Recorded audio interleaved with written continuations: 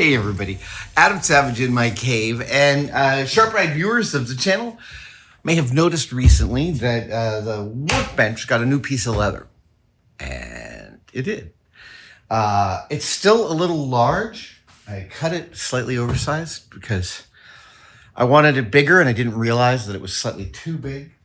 But that's not why we're here today. We're here today because this is the old leather Workbench cover. And there's been this lovely discussion about what to do with this cover. And I just love the tested community so much. There's been a discussion about some keychains, and I have bought some materials for executing some small handmade keychains from my leather bench top. In addition, I plan to sequester part of this for my own build for later. But what I have achieved is a leather punch and some shapes, some rounds and some rectangulars and other non-standard shapes. And I'm not going to build them all today. I'm going to come up with a shape and a protocol for a leather keychain out of my leather top. And then also, this arrived without a handle. So I found one that I had. Oh, actually, it was just an M12 bolt. So I stuck one in the end of this, and this is the handle. I may end up putting a knob on this, and I may put this on a thing that holds some of the punches so I can go store it somewhere. You know me, I like a system. So there's also leather. The title of the video is leather because there's also the fact that I have leather stuff and leather chemicals in 1, 2, 3, 4, 5 locations. This is a problem. I do a fair bit of leather work in my prop work. So I have the ability to dye and to treat and to shape and to press and to form leather. And I have all sorts of chemicals for achieving different finishes and edges and stuff. And they're currently now taking up too much room. So what I'd like to do today is, at the same time as I'm doing all that, I'm going to do a little infrastructure on my leather chemicals and sundries, so they have a home that is a singular home in this cave. Where that home is a really good guess, but I think it's over in there. Okay. Did I finish my coffee? I think I finished my coffee. Yeah, I'm sad. Sometimes when you finish your coffee, you're like, oh, I didn't really savor that last bite. Okay. I'm just trying to figure out what to show you here. Okay, yeah, let's pop this up.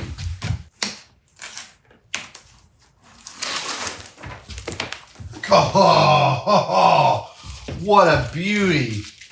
Oh my God, look at that. Wow. Yeah.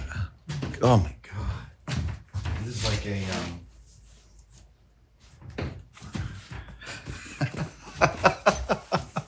it's like a painting.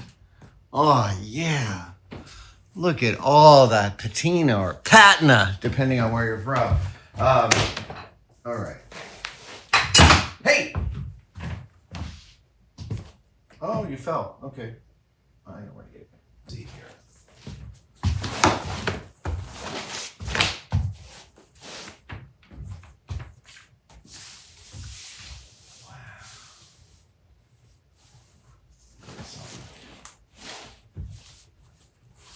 I've really cut almost all the way through it in a few places. Okay. We're not going to get a ton out of this.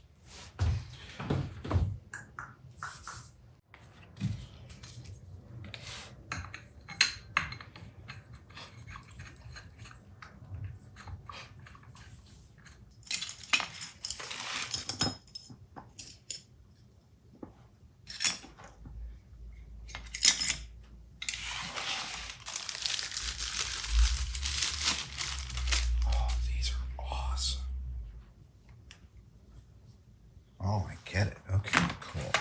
And then I need to see these. So let's see what we've got here. Oh my goodness, this is great.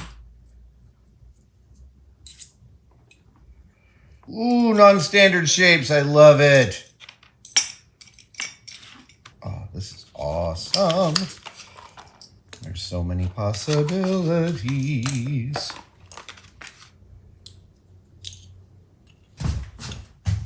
Okay, we're gonna do a test. Let's try this round. Okay, so that goes there. That goes there.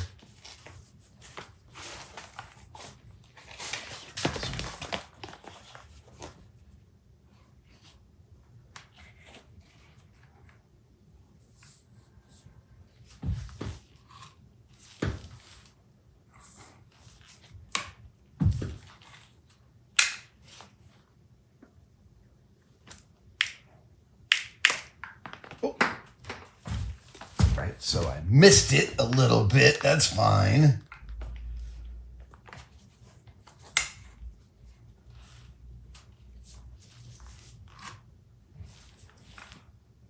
Ooh, that is really quite lovely.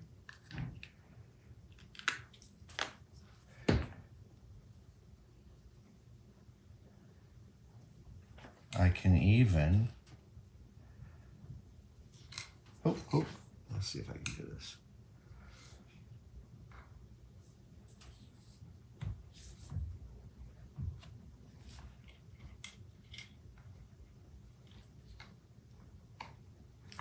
There she goes. Boink. Look at that. That is a great shape. So we've got that going for us, which is nice. So I want to try some other shapes.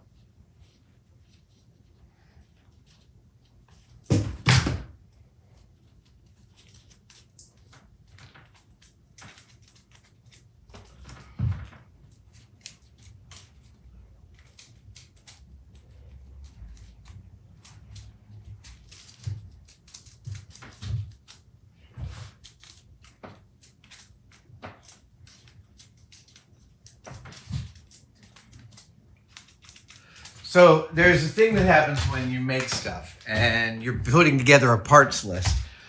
This was specifically a philosophy that showed up in the laser room all the time, which was like, if you were going to laser cut a bunch of stuff to build something, your goal at the outset was to laser cut everything at once in one shot. And so that basically you laser cut it, you gathered those parts and assembled your thing. And it never worked like that. It never, ever worked out like that, but that was always the goal. And so here, what I have here I'm making a small drawer unit that sits below the leather punch. I'm using some fairly heavy wood for the outside because you're going to be cranking on this thing. I'm putting a couple of drawers in it so I can store a bunch of different punches. And I'm including baby fat so I can store more punches than I currently have, which is ideal. And the other thing I was going to say is, let's see if I've assembled everything I need in one shot. I believe I kind of did, but not positive. Wait, there's one more thing. Hold on just a second. Got a ball. Ball goes on the end of this. That's how that works. So this is yep, that's that one. Yeah, yeah, yeah, yeah, yeah, yeah, yeah, yeah. Yeah? Yeah.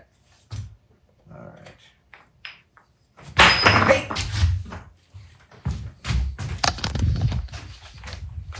Let's see if I can achieve this. What could go wrong?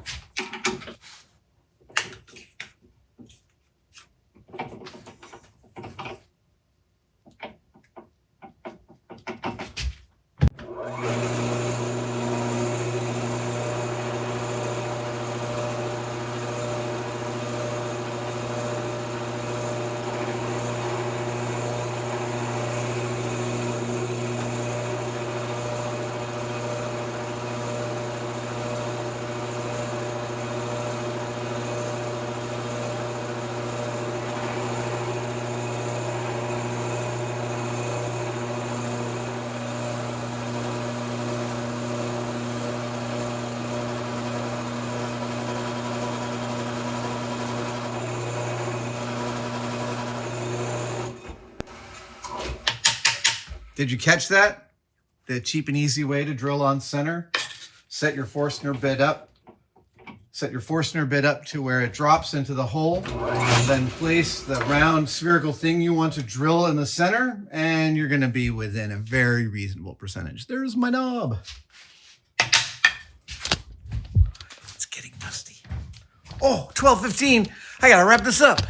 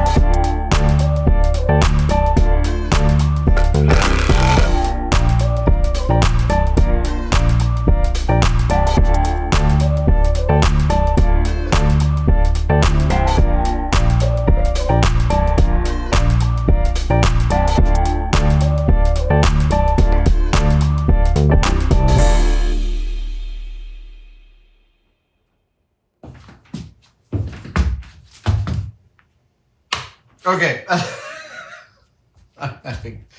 I'm having a fun day. I think I have my protocol. I'm not going to reorganize my leather chemicals and materials today. That was crazy ambitious on my part. What I've got here, I hope you enjoy my leather punch press. And I have specifically made the handle removable so that it's the crunching handle. Let me see. Put that in. We take our leather sample that we want to cut something out of. We'll come on. There we go. Oh yeah. I need to cut this into a smaller chunk, but that's fine. So then I'll pull out one of the patterns from my drawer here. Let's see. Let's pull out this large one. Yes. And then we will slip it under here.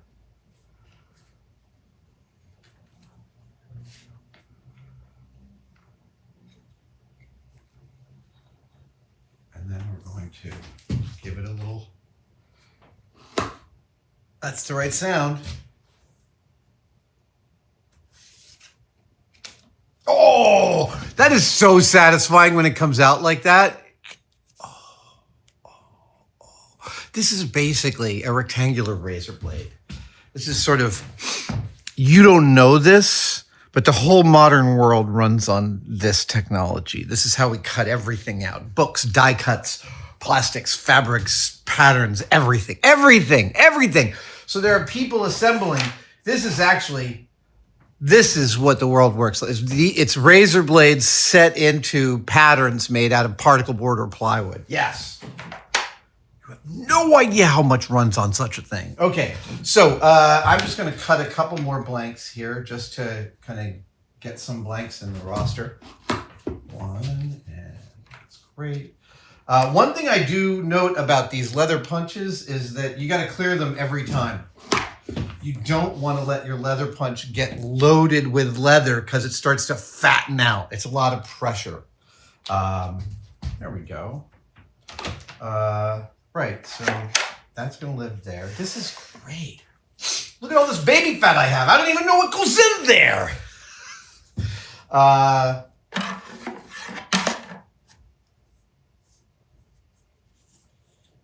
This is just an extra piece of 1/8 inch UHMW I had, and I'm just going to cut a small chunk here. God, I hate the table saw. All right. That lives there. Oh, yeah.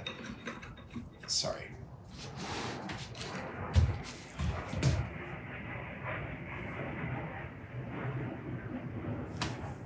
Could those be F-A-18 Hornets? It sounds like they're F-A-18 Hornets. All right, let me give you some footage. There's a piece. Yeah. There's a piece of the actual leather from the workbench. So I'm gonna do a couple of these. Cut out a couple of these. Do you want a better shot?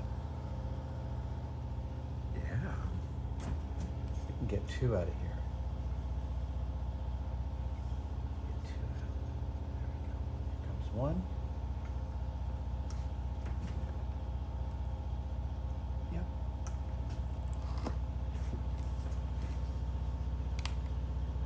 Oh, that didn't quite fully take. That took.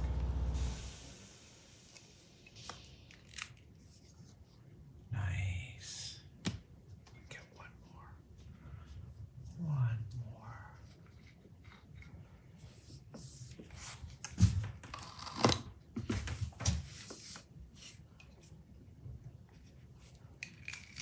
That's great.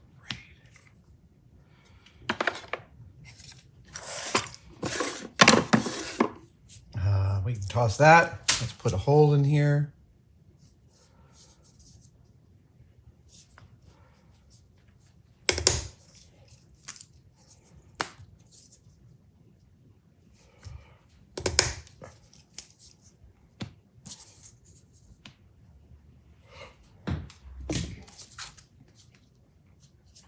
put it in the wrong corner.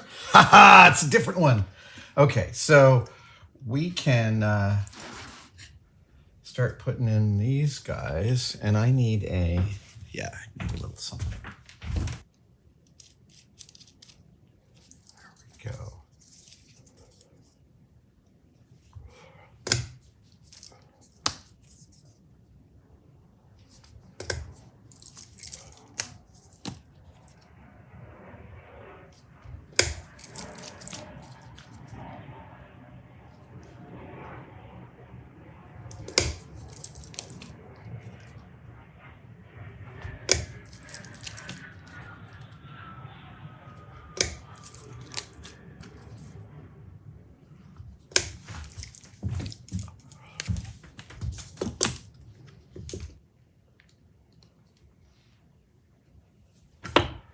Let's test these on these guys first.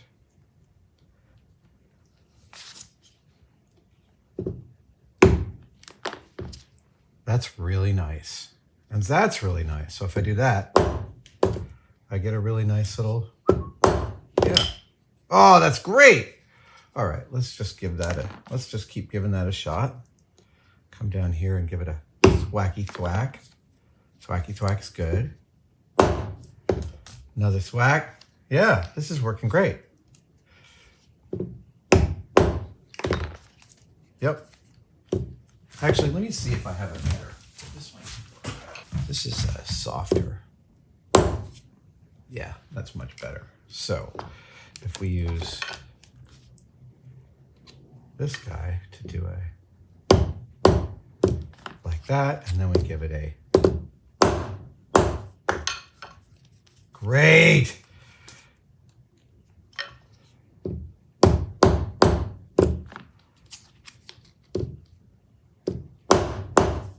Beauty. All right, moment of truth. Here we're going to do, oh, I did both of these on the wrong side. Well, I'm not paying attention. Can you see this? You can. All right, here comes the moment of truth. We're going to do the back side.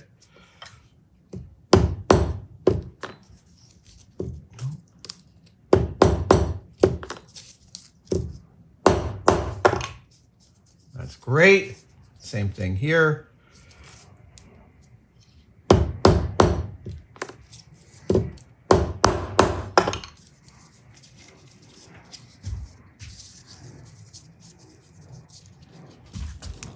I like this. I like these new keychains.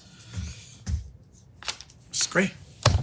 I'm really happy. I'm really happy. There you go. There's a, see what I can do with these, what I can do with those. Is each one is a chronicle of 5 years of my workshop and my workbench and the oscillations, the chemical, the physical, the temporal, the mental. Oh, here we go. Little bit of industrial artwork. So there'll be another video in which I make however many of these, but this is the concept, and this is the new tool, of which I am freaking delighted. Absolutely freaking delighted. Look at that, right? Just put that wherever you want. Put that in your food. If you know tips and tricks about using the leather punches, I'd love to know them. If you have brands that you love, I'd love to know those too. This is now a really nice, versatile little schmageggy. You can live in there, then you won't tip over. And go look for some more shapes, of course. I guess it's a sickness. I want the ability to make everything out of everything. I'm really pleased. This is awesome. I've been wanting one of these things for a long time. I've got some hand leather punches, which are fine for piecemeal work, but this is mission critical for this kind of thing. And I'm actually really happy with my little stand here. Let's get you some close-ups of it, some B-roll, and then I'll clean up. probably goes without saying, but if you see something that I built on this channel and you like it, please build it. Don't not build it because I designed it. Sometimes people want to build original stuff, which I totally get. Or they don't want to take someone else's idea and run with it, which I also totally get. But the answer is like if it compels you and you need to understand it, then executing something someone else built is a great way to understand where that aesthetic meets yours and how they overlap and interact. I don't know why. I was just thinking, like, I pictured someone looking at this and thinking, oh, I'd like to build one of those, but I'm not going to build it exactly like Adam's. And the answer is like, if you got to get it out of your system, that's exactly how to do it. I had to build so many sculptures in the mid 80s that looked like ripoffs of H.R. Giger. Like, that's how I had to process Giger's aesthetic. I had to just imitate him until I understood what his work meant to me inside. All right. I'm punching above my weight. All right, everybody. Thanks for joining me. I'll see you next time.